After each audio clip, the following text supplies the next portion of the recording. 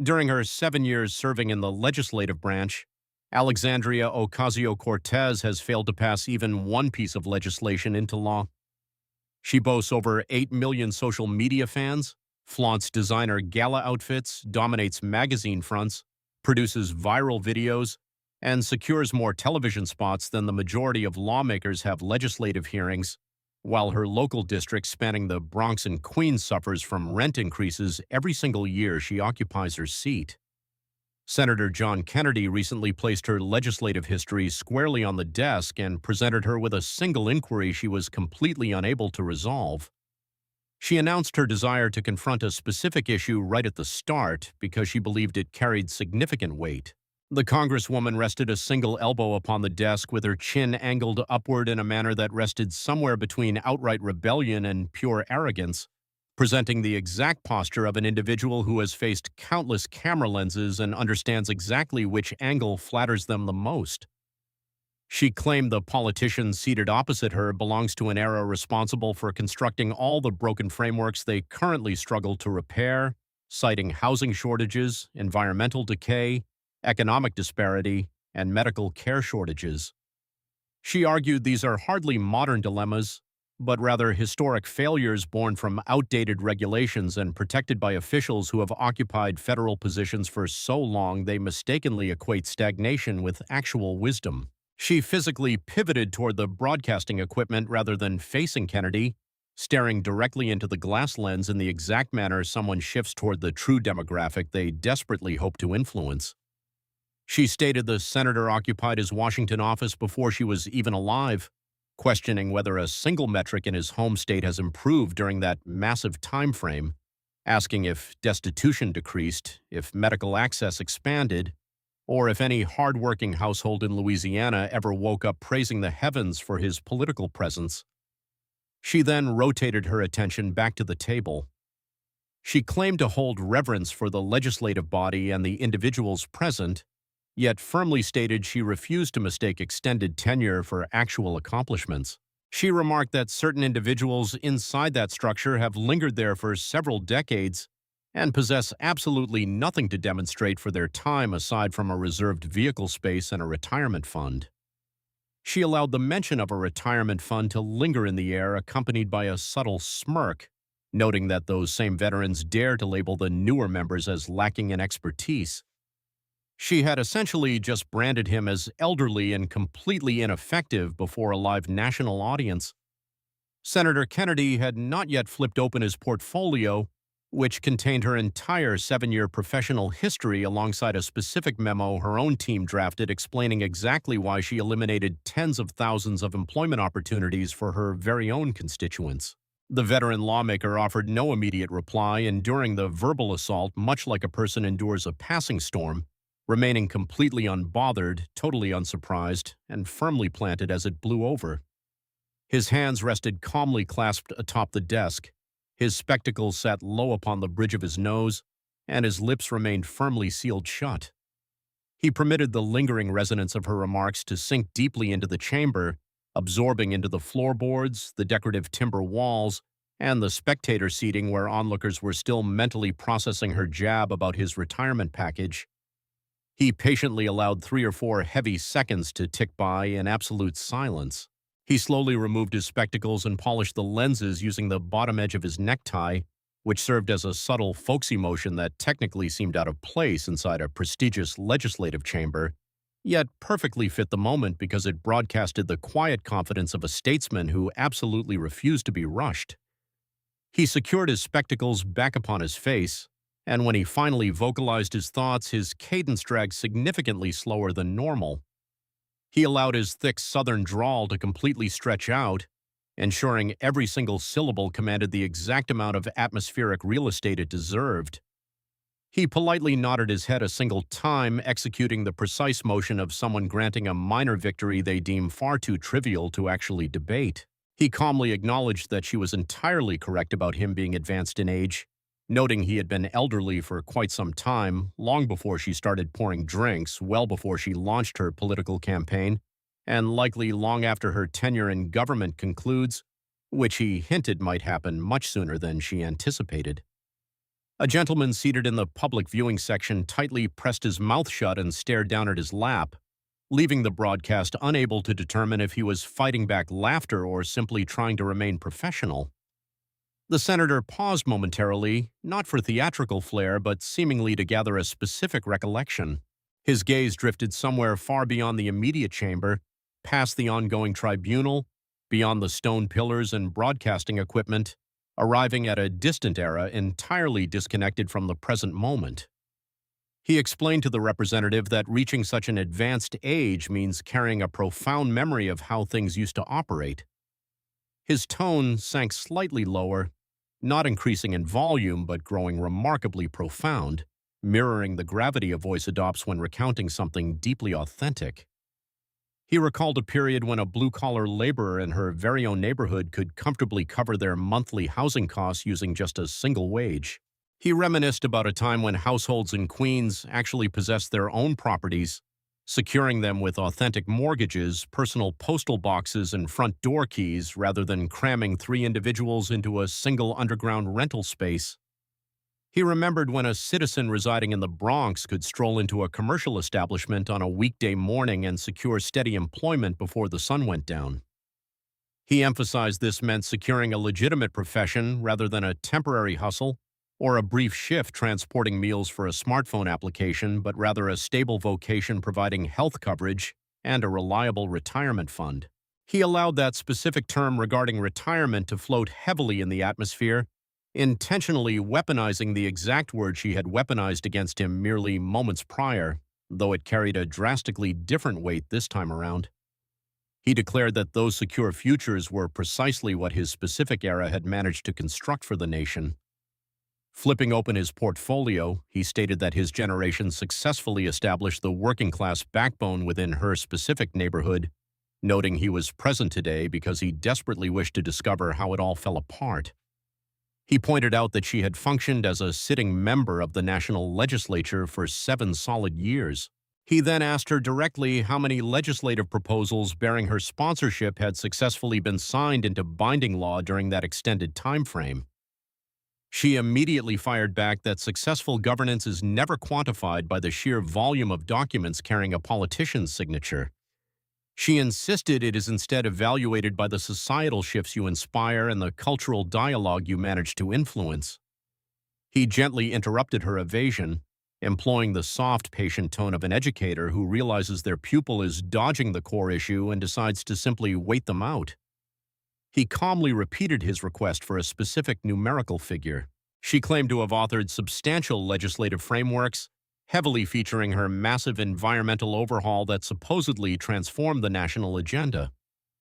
Peering skeptically over the upper edge of his spectacles, he emphasized the distinction between merely proposing a document and actually getting it passed. Extracting a single sheet of paper from his still, he delivered the brutal reality that her final tally was absolutely 0. He bluntly informed the Congresswoman that over her 7-year tenure, she had failed to push a single legislative measure across the finish line. He cited an unbiased legislative monitoring group, stressing it was neither a conservative collective nor a right-wing publication, which placed her at a dismal ranking among her partisan peers regarding legislative success during that specific term. Placing the document firmly onto the desk, he reiterated the total absence of successful bills. Drawing a second document from his stack, he highlighted her massive online following of over 8 million supporters, contrasting that towering digital figure against her non-existent legislative victories. He revealed she had only spent 11 days actively participating on the legislative floor during an entire congressional cycle. He then pointed out she had simultaneously published hundreds of social media updates during that exact same window of time. He let those two vastly different figures rest side by side in the open air, much like placing 2 contrasting images next to one another inside a scrapbook, allowing the raw data to speak for itself without any aggressive commentary. He emphasized that she addressed the National Legislative Assembly, the very platform her local voters elected her to occupy, a mere 11 times over a 2-year span. In sharp contrast, he noted she managed to broadcast herself across the internet over 400 times. Clasping his fingers together, he suggested that this massive mathematical disparity paints a very clear picture, regardless of whether the subject of the data wishes to acknowledge it. He turned to the next document, and his vocal delivery shifted, becoming noticeably more intimate rather than increasing in speed or volume, matching the cadence a speaker uses when transitioning from cold statistics to genuine human suffering. He detailed how her specific jurisdiction encompassing portions of the Bronx and Queens has suffered from skyrocketing housing costs every single year she has maintained political power. He highlighted that extreme financial destitution currently plagues over 30% of the southern Bronx territory. He noted that publicly subsidized residential towers in her district, which house her most vulnerable voters, have endured freezing winter months lacking basic heating, operating without warm water, suffering from fungal growth on the drywall and battling rodent infestations in the corridors.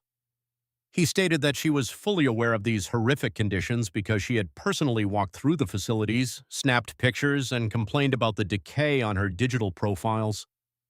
He intentionally paused, allowing the silence to underscore the massive chasm separating a digital complaint from a concrete solution, representing the exact divide between posting a picture of decay and passing a mandate that eradicates it. He hammered home the reality that she had totally failed to remedy the crisis despite holding federal office for nearly a decade. He pointed out she had never successfully authored a mandate to resolve the decay, nor had she even managed to advance a proposal to the voting floor for consideration. He stressed that she merely complained about the struggles online, firmly reminding her that internet posts do not equate to effective governance. He sternly informed the representative that her struggling constituents cannot seek shelter inside a social media update. An older lady with silver hair sitting alone in the fourth row holding her handbag offered a single quiet nod of agreement, not for the cameras, but purely as someone who had patiently waited to hear their internal frustrations finally spoken aloud. He noted that young kids are currently being raised inside her district's subsidized towers, staring at fungal growth on their ceilings, and many will reach adulthood before she ever successfully codifies her first law. He challenged her to explain exactly what she had tangibly accomplished for those vulnerable families. Staring intensely over his glasses, he mocked the idea of bragging to them about attending an elite fashion gala or accumulating millions of internet fans. He bluntly stated that a starving youth trapped in a decaying urban project cannot consume digital followers for nourishment. The representative leaned forward, resting her forearms against the table with her hands tightly gripped together, and her vocal tone adopted the sharp, calculated edge she utilized whenever constructing a defense she deeply trusted.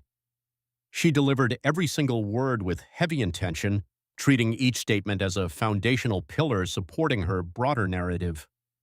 She argued that impactful governance is never quantified by superficial legislative tallies, but rather by the cultural momentum you generate and the public discourse you successfully transform. She claimed that prior to her arrival in the Capitol, absolutely nobody in the establishment was discussing massive environmental overhauls, federal employment guarantees, or the astronomical financial investments required to sustain the nation over the coming half-century.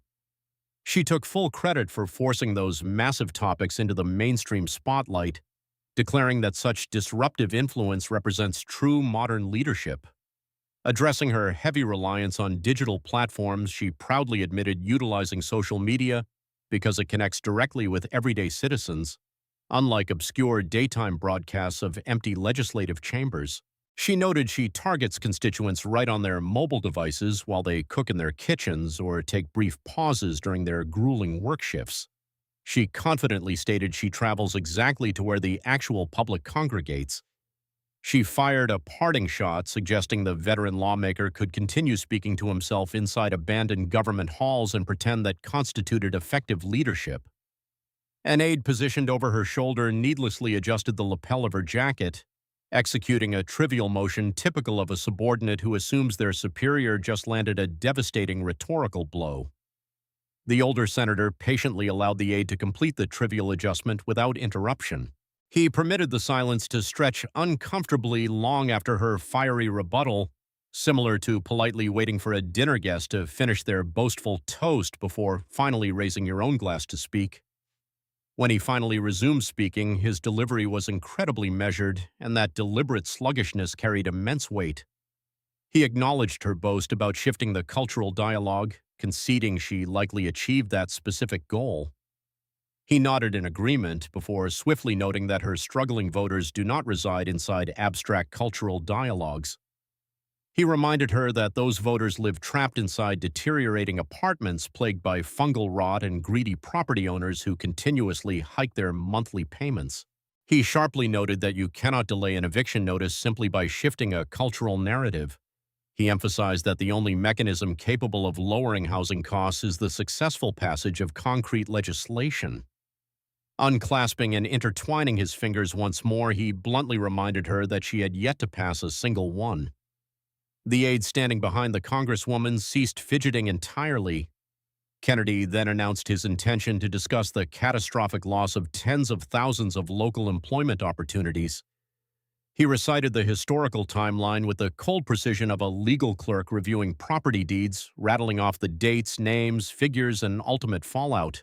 He recalled a massive corporate titan announcing plans to construct a secondary operational hub right on the border of her neighborhood several years prior. The project promised an incredible volume of high-paying roles, averaging a massive six-figure salary while generating billions in regional tax revenue across a two-decade span. He listed the widespread progressive backing for the project, noting support from the liberal governor, the left-wing city executive, neighborhood councils, and organized labor groups. He stressed that a staggering number of working-class households were finally on the verge of securing reliable incomes. He then reminded her that she aggressively fought the project, mobilized a political crusade to crush it, and publicly condemned the initiative as a vehicle for extreme corporate greed and labor abuse. He noted the supreme irony that the massive corporation completely abandoned their plans for the city directly on a holiday meant to celebrate love. They packed up the promised careers, the massive tax payouts, and decades of financial revitalization, relocating the entire enterprise down to a completely different state. He laid two pieces of evidence side by side upon the desk, showing a printout of her celebratory social media post from that specific day on the left. The post triumphantly declared that average citizens had successfully crushed a massive corporate monopoly and defeated the wealthiest executive on the planet. On the opposite side, at the agonizing statistics, detailing the massive loss of high-paying careers and billions in local revenue, he pointed out that while ordinary citizens supposedly defeated this corporate giant, those same citizens received absolutely nothing in return: no careers, no infrastructure funds, no construction contracts, and zero financial security. He quoted her very own liberal governor, who publicly labeled the disaster a squandered economic miracle sabotaged by a tiny faction of politicians who prioritized their personal brands over their constituents' survival. Kennedy peered up from his documents, ensuring she completely understood that the top executive of her own state aimed that harsh critique directly at her. Turning to the next page, he detailed the collateral damage inflicted upon the modest neighborhood enterprises that had eagerly prepared for an influx of new patrons. He described local eateries, cleaning services, corner markets, and childcare facilities that had expanded their payrolls, upgraded their storefronts, and finally dared to hope their community was on the brink of prosperity. He noted they had positioned themselves for a massive financial boom that she personally extinguished. Setting the document down, he revealed that several of those family-owned shops went bankrupt, destroyed not by natural market forces or economic downturns, but solely because of her political crusade. Reaching toward the very bottom of his evidence pile, Kennedy produced one final piece of documentation. He stated his intention to read a confidential memo drafted by her very own campaign operatives. He clarified that the committee had secured this internal public sentiment analysis directly from a former member of her staff. Adjusting his spectacles, he recited the findings with his trademark sluggish pace, allowing the raw statistics to resonate powerfully without requiring any dramatic embellishment. He revealed that her political strategists had surveyed her actual constituents regarding the massive corporate headquarters deal. He emphasized that a staggering majority, specifically 2 out of every 3 local voters within her district, strongly desired the corporate expansion. Glancing upward, he plainly stated that the local population desperately wanted those paychecks. Continuing his recitation, he noted a sharp contrast, revealing that an overwhelming percentage of her nationwide financial backers strongly opposed the corporate initiative. He characterized these opponents as wealthy donors residing on opposite coastlines, digital fans obsessed with social media, and individuals who had never even set foot within her urban neighborhood. He read the strategic conclusion located at the bottom of the document, maintaining a perfectly flat vocal delivery that made the revelation all the more devastating. The memo acknowledged that while the local residents favored the economic boost, eliminating the deal aligned perfectly with the broader progressive agenda favored by her nationwide financial base, leading the staff to officially recommend crushing the project. He placed the paper down at the end of his organized row of evidence and repeated the damning phrase concerning her donor statistics.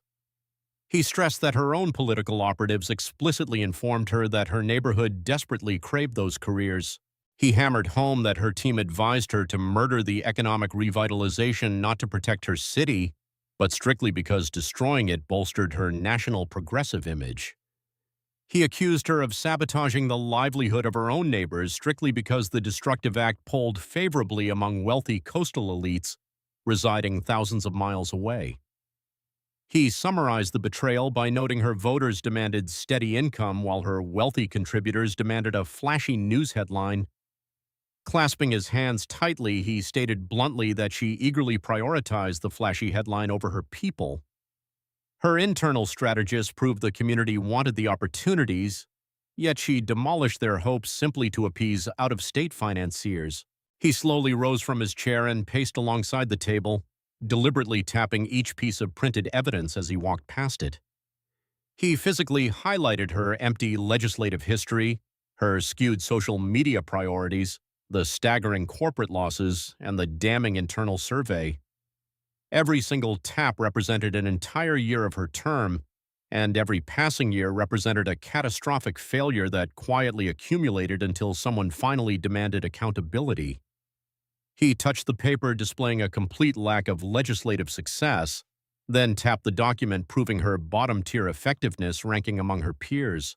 He pressed his finger against the paper, comparing her minimal floor appearances to her massive social media output, followed by a tap on the document detailing the slaughtered corporate expansion. He finally touched the classified memo, proving she actively betrayed her district to appease distant political financiers. Stopping at the edge of the desk, he rotated to face her directly from across the sprawling line of damning paperwork. He reminded her of her earlier insult regarding his advanced age, fully owning the critique with total pride. He declared he was old enough to recall an era when holding the title of a political representative actually carried authentic meaning. His tone carried the immense gravity of a heavy burden that had been transported over a long distance and was finally being gently placed upon the ground. He explained that the title meant serving the citizens who actually cast ballots for you, rather than catering to wealthy benefactors, funneling cash from unfamiliar postal codes. He argued true representation ignores digital fan bases and elite gala invitations in favor of fighting for the everyday commuters who ride the local transit systems. He stressed it meant protecting the vulnerable families whose children attend deteriorating schools plagued by structural decay. He paused briefly, and when he resumed speaking, his voice softened into a register entirely disconnected from statistics, legislative tallies, or digital engagement ratios. His focus shifted entirely to a hypothetical young girl residing in the Bronx who remained completely oblivious to the fact that her tragic circumstances were currently being debated by powerful figures. He painted a vivid picture of a young child, perhaps 7 or 8 years of age, surviving inside the exact subsidized housing projects the Congresswoman routinely photographed for media sympathy. He described this child navigating past abandoned industrial lots on her walk to school, only to return to a freezing apartment during the brutal winter months. He predicted that once this young girl reaches adulthood and gains the ability to research historical voting records, she will eventually investigate the Congresswoman's tenure. He warned that this future adult will inevitably demand to know exactly what the politician tangibly achieved to improve her horrific childhood circumstances. He hypothesized that the representative would pathetically attempt to boast about shifting cultural dialogues, championing failed environmental proposals, posting viral updates, and wearing designer gowns. He concluded that the young woman would respond exactly how any neglected citizen responds to a leader who continuously breaks their promises. He removed his spectacles, carefully folded the hinges, and laid them gently beside the final piece of evidence. He allowed those heavy questions to linger in the chamber, sinking straight to the bottom of the room like a massive stone dropped into a deep well. Addressing her earlier accusation that his generation ruined the nation, he conceded that while they may have fractured certain systems, they also constructed massive infrastructure. He proudly listed the creation of industrial plants, highways, educational facilities, and medical centers, noting they built those pillars using raw physical labor and citizen tax contributions. He bluntly informed her that she had constructed absolutely nothing during her lengthy tenure in power. He accused her of strictly operating as a destructive force, noting the only major accomplishment on her resume was demolishing tens of thousands of high-paying careers her own constituents desperately desired. Retaking his seat, he finalized his verbal assault by clarifying that this catastrophic legacy belonged entirely to her, not him. The presiding chairman formally asked the New York representative if she cared to offer a rebuttal to the devastating presentation. The congresswoman parted her lips and began to claim she had dedicated her entire professional existence to public service. However, the moment she uttered the word describing her profession, the gravity of her actual legacy seemed to physically intercept the phrase before it reached the microphone. Upon hearing her own voice speak that specific word, the crushing reality of her 7-year tenure and her complete lack of legislative success abruptly halted her sentence, much like a boulder completely jamming a rotating wheel. Her chin, which had been defiantly tilted upward since the session commenced as her signature display of arrogant confidence, subtly dropped a fraction of an inch, resembling a banner going limp when the breeze suddenly vanishes. Her gaze drifted away from the veteran senator, wandering down toward the sprawling line of white documents detailing her spectacular political failures. She nervously lowered her hands into her lap, hiding them completely from the cameras beneath the surface of the desk. She weakly mumbled a reference to her legislative history, leaving a massive void of silence where a forceful defense was supposed to materialize. She finally squeaked out a pathetic claim that her legacy remains an ongoing endeavor, uttering the weakest and most subdued defense she had ever offered inside a public forum. The silver-haired spectator in the upper seating area, who had previously validated Kennedy's defense of the working class, stared down at the representative with the exact expression of a disappointed matriarch watching a child who fails to grasp the sheer magnitude of their own misdeeds. Kennedy gently repeated her weak excuse regarding her tenure being an ongoing endeavor, utilizing a remarkably soft and condescending tone. He politely affirmed her statement with a traditional Southern courtesy before delivering one final verbal dagger. He reminded her that her vulnerable constituents have been waiting patiently for nearly a decade, and they are desperately begging to witness some actual progress. The footage of this brutal confrontation circulated rapidly across modern networks, splintering into two unstoppable viral formats. A highly condensed version focused exclusively on the devastating statistics, contrasting her massive social media presence against her non-existent legislative victories, and concluding with the reality that voters cannot survive on cultural momentum, racking up tens of millions of views almost instantly. Meanwhile, the complete extended recording of the senator's masterful takedown became essential viewing for citizens relaxing in their living rooms, serving as a profoundly satisfying broadcast that finally articulated the silent frustrations they had harbored for years. Within a single day, a handful of regional progressive lawmakers released public memos that deliberately avoided using the Congresswoman's name while heavily emphasizing the desperate need for political accountability. Federal election regulators simultaneously launched an initial probe into the leaked strategy document concerning her campaign's internal polling data.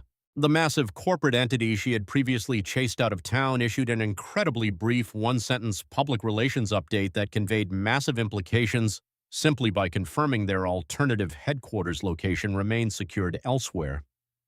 A specific digital hashtag mocking her empty legacy dominated internet discussions for several consecutive days. Later that evening, an older gentleman named Miguel relaxed inside his daughter's Queens residence and observed the complete unedited broadcast of the hearing on her television set. He had previously operated a local cleaning business situated merely a few blocks away from the exact location where the corporate titan had intended to construct their massive facility. When the initial economic boom was announced years prior, he had immediately drafted plans to hire additional staff, prolong his operating hours, upgrade his storefront exterior, and display bilingual signs celebrating a massive grand reopening. He had fully anticipated the neighborhood rapidly evolving and desperately wanted his small enterprise to evolve right alongside it. Unfortunately, the local representative launched her political crusade against the development. The corporation fled the city. The anticipated wave of new patrons never materialized. His commercial lease skyrocketed, and he lacked the necessary revenue to keep the doors open. By the early spring of the following year, he was forced to shutter his business completely and relocate into his child's home because he possessed zero alternative housing options. Watching the veteran senator mention the staggering loss of massive job opportunities, Miguel realized he personally never required thousands of new jobs to survive, but merely a couple dozen additional daily patrons. That minuscule fraction of the massive corporate influx was all he needed to save his livelihood, yet the congresswoman selfishly ripped that lifeline away from him. He refused to share the viral video online or post any digital commentary regarding the brutal hearing.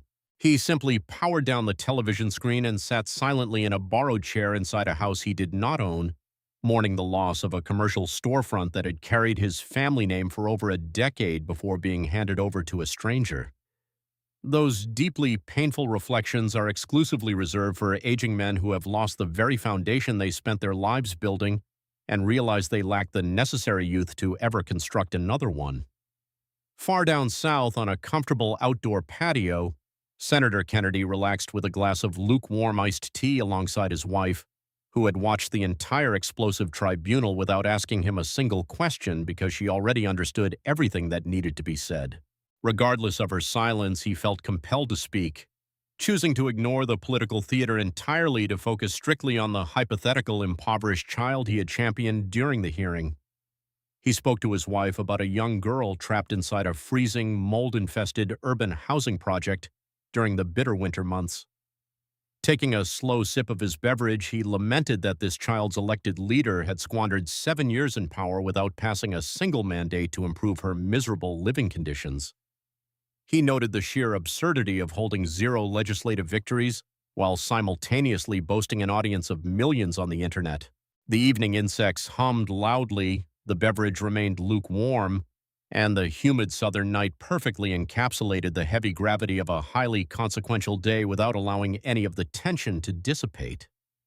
He confessed to his wife that he felt profound sorrow for that specific voting bloc because their representative would never actually resolve any of their localized crises.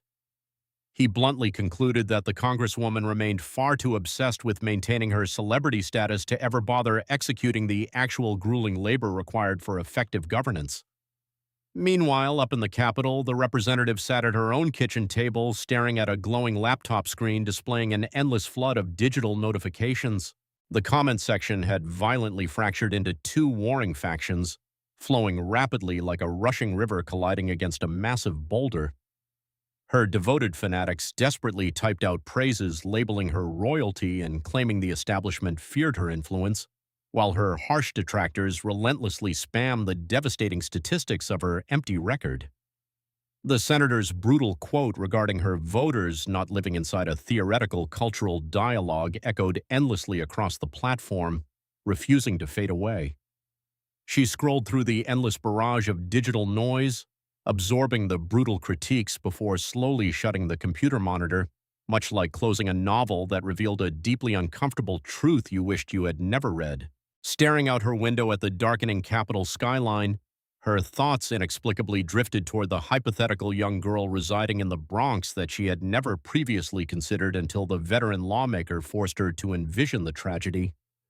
She was suddenly unable to banish the mental image of a 7-year-old child shivering under a fungal ceiling and walking past abandoned lots to attend a crumbling school. The veteran senator's devastating inquiry, delivered with a flawless blend of gentle politeness and absolute destruction, lingered heavily inside her kitchen like an unwanted visitor refusing to depart. The haunting question regarding what she had tangibly accomplished for her most vulnerable citizens carried only one agonizing answer, which was absolutely nothing. That total void of accomplishment represented a mathematical reality that could not be solved by publishing a clever internet post or shifting a theoretical cultural dialogue.